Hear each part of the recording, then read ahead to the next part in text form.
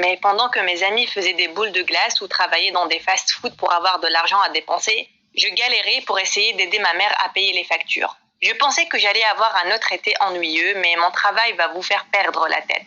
Avant que je ne vous raconte comment j'ai échangé des tabliers graisseux contre des Lamborghini, n'oubliez pas d'aimer la vidéo et de vous abonner à notre chaîne. Si vous le faites, vous allez prendre une énorme pause au cours de la semaine prochaine. Mon histoire commence dans un endroit prestigieux. Vous en avez peut-être entendu parler. McDonald's. Ça devait être la pire journée de ma vie. Une semaine. C'est exactement la période durant laquelle j'ai travaillé à McDonald's avant que je ne m'effondre complètement. Je travaillais 12 heures et ne prenais jamais de pause. C'était humiliant. Et aujourd'hui, j'ai perdu mon boulot aussi. Mais je devais faire quelque chose. Je devais aider ma mère à payer les factures. J'étais tellement énervée. Je devais tout extérioriser, j'ai donc appelé ma meilleure amie. Je lui ai raconté comment Jessica, une camarade de classe, était venue pour la 10e fois cette semaine avec un sourire démoniaque au visage. J'ai supplié Jessica d'être gentille, lui expliquant que j'avais besoin de ce travail pour aider ma mère. Elle a dit qu'elle comprenait, mais j'ai appris que je ne devais pas la croire. Quand mon patron s'est tourné, Jessica a pris le verre de soda que je lui ai donné et elle l'a renversé sur son pull. Elle a crié et elle a prétendu que je l'avais fait. Maintenant, mon amie était aussi énervée que moi, si ce n'est plus. Elle m'a dit que si je pensais sérieusement à travailler, elle pouvait me trouver un boulot. Ses parents étaient très riches et lui ont offert un poste d'assistant dans une grande entreprise de technologie. Mon amie voulait désespérément que quelqu'un d'autre prenne le poste pour qu'elle puisse passer ses vacances en croisière en Europe. Je suis allée à l'entretien avec mes plus beaux vêtements. Une secrétaire m'a demandé de m'asseoir dans une pièce bondée, d'attendre qu'on appelle mon nom et d'avoir quelques rafraîchissements si je le voulais. J'ai pris une tasse de café pour paraître mature, mais aussitôt que je me suis tournée, une femme ayant l'air stricte et puissante est apparue. Elle m'a demandé si j'étais là pour l'entretien et j'ai dit oui. Ça devait être elle qui allait m'interviewer. Je tremblais tellement que j'ai renversé mon café sur sa blouse extrêmement chère. Un ado au coin a commencé à rire hystériquement. Et la femme est devenue aussi rouge qu'une tomate et avait l'air d'être sur le point d'exploser. J'ai essayé de faire comme si de rien n'était et je suis allée aux toilettes pour prendre une petite pause. Bon, elle était plus longue que prévu parce que je me suis accidentellement enfermée dedans. J'ai flippé et j'ai commencé à pleurer. J'ai essayé d'escalader la stalle et j'ai fini par déchirer ma robe et bousiller tout mon maquillage. J'ai tout de même couru pour faire l'entretien. Mais je ressemblais à un clown de cirque. La dame ne m'a même pas posé de questions et elle a juste dit « Merci d'être venue ». Dans la salle de réception bondée et m'a renvoyée à la maison. J'ai tout gâché. J'étais sur le point d'aller supplier McDonald's pour qu'ils me reprennent quand on m'a appelé pour me dire que j'étais embauchée. Peut-être que cette femme avait plus d'humour qu'elle n'en avait l'air, ou peut-être qu'ils étaient juste désespérés. Dans les deux cas, je me suis pointée radieuse et avant l'heure le lendemain matin. Je suis allée au bureau et on m'a emmenée à Monsieur Aiko à l'étage. Monsieur, je suppose que cette femme n'était pas ma patronne après tout. Pas seulement, mais je ne travaillais pas pour n'importe quel patron, mais pour le patron. Le couloir était rempli d'œuvres d'art qui coûtaient plus cher que ma maison. Je suis arrivée à la fin du couloir jusqu'à mon nouveau lieu de travail. Je me suis précipitée vers le bureau et on m'a demandé d'entrer. J'étais très nerveuse. J'ai essayé de mon mieux d'être préparée.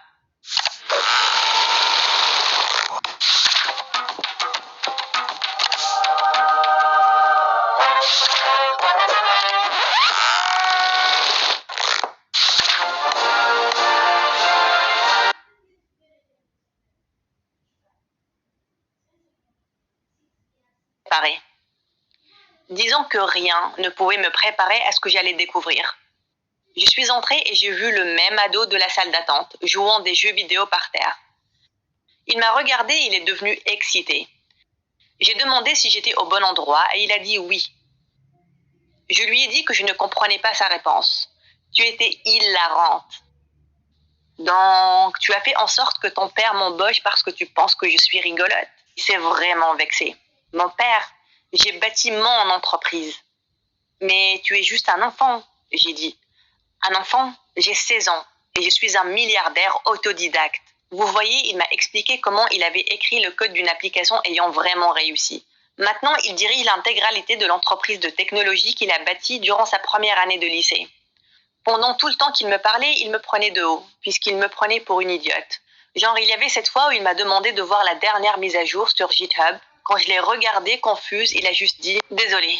Pendant un instant, j'ai oublié à qui je parlais. Normalement, je passe mes journées avec des gens intelligents. Comme si tout le monde savait ce que c'était, Jitubis. Même si j'étais la majeure de ma classe et que j'avais 2 ans de plus, je devais admettre qu'il était un génie. Je lui ai demandé, s'il était si intelligent et génial, pourquoi a-t-il embauché quelqu'un comme moi? Il a expliqué qu'il avait besoin d'une assistante et que j'étais la seule candidate qui ne l'a pas ennuyé à mourir. Il m'a fait faire le tour de son bureau, rempli de jeux vidéo, de figurines et de fontaines de soda. Mais il y avait une chose qui m'a fait bouillir de rage. Il y avait un portrait géant de Jessica accroché au mur. Oh, c'est juste une photo de ma copine, Jessica, il a dit. Elle vient occasionnellement. Tu vas avoir la chance de la rencontrer. Je pouvais sentir mon visage qui devenait rouge. Rien que la voir m'énervait. Il a demandé si tout allait bien, mais avant que je ne puisse répondre, il a repris la parole. Eh bien, ça conclut la visite. Maintenant, par rapport à ton contrat. J'ai saisi le bout de papier et je me suis presque évanouie. C'est $50 de l'heure? J'ai demandé. Oh, désolé, ce n'est pas assez. Il a demandé. Puis il a pris un stylo et il a gribouillé sur le contrat, puis me l'a rendu. $85 de l'heure? C'était fou. Tellement insensé que je pouvais supporter Jessica de temps en temps. Ceci dit, le niveau de folie n'était rien comparé aux tâches qu'il voulait que je fasse. Pour les premières semaines, il m'a littéralement payé pour jouer aux jeux vidéo et regarder des films avec lui. Ça aurait été super s'il n'était pas si condescendant. Avez-vous déjà essayé de regarder un film de super-héros avec un gamin qui se plaignait de comment la science était inexacte ou comment il pouvait mieux faire?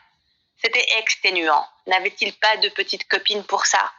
En fait, le seul bon côté dans ça, c'était que je voyais à peine Jessica. Elle est venue juste assez longtemps pour m'insulter, complimenter mon boss et demander des cadeaux coûteux. Ça peut paraître comme un boulot de rêve pour certains d'entre vous, mais je suis une personne ambitieuse. Je n'étais pas accomplie. Et par-dessus tout, Jessica m'a nargué un jour. J'étais seule dans son bureau, je rangeais ses jeux vidéo quand Jessica est entrée. Sans hésiter, elle est allée vers son bureau et elle a pris quelques milliers de dollars de son portefeuille. Je lui ai dit qu'elle devrait peut-être demander avant, mais elle m'a juste ri au visage. « Waouh, de serveuse à babysitter », elle a dit, en me regardant de haut en bas. C'en est assez.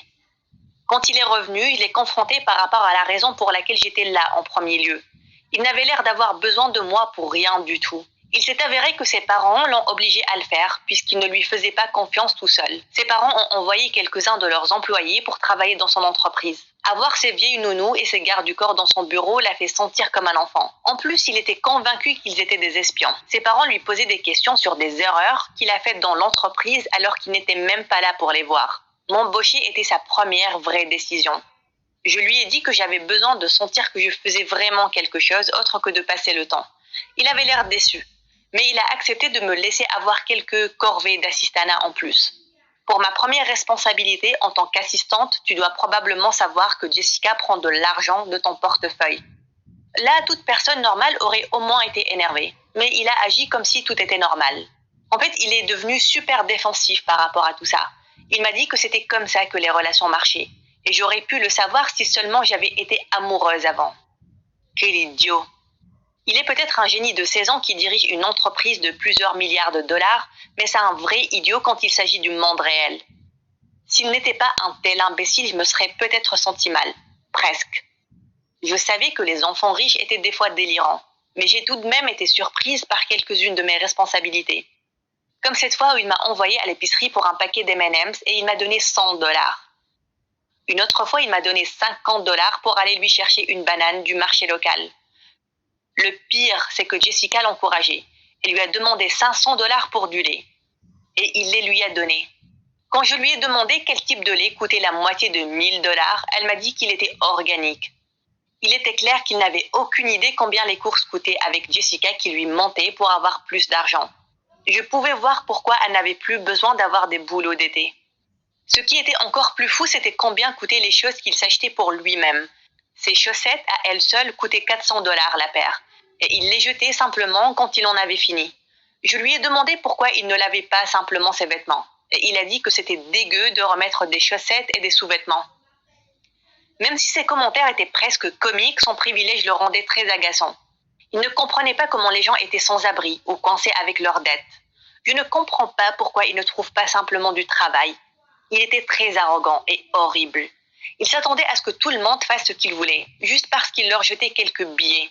Je sentais que j'en faisais beaucoup en étant son assistante, mais il y avait beaucoup de personnes qui l'attendaient jour et nuit.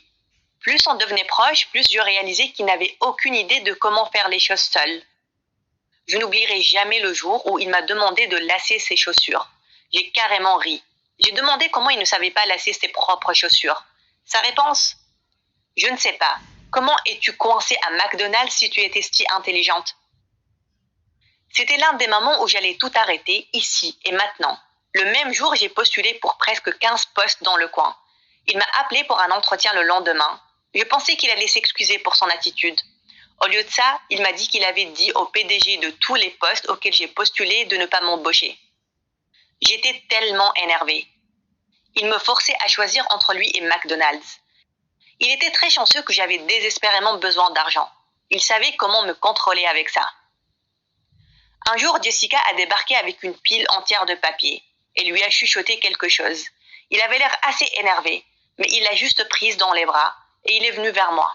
Il m'a offert 5 000 $ rien que pour travailler quelques heures durant mon jour de repos. Ce n'était pas tellement inhabituel. C'était le même gars qui m'a payé 400 $ pour tester ses stylos et 1 000 $ pour utiliser mon parapluie quand il a oublié le sien. Bien entendu, j'ai accepté. Directement après le dîner, je suis allée à l'emplacement qu'il m'a donné.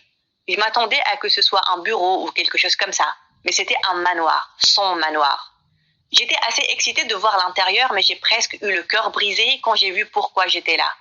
Il y avait un gâteau et des ballons, mais rien que nous deux. Apparemment, ses deux parents ont oublié que c'était son anniversaire et sont allés en voyage aux Bahamas.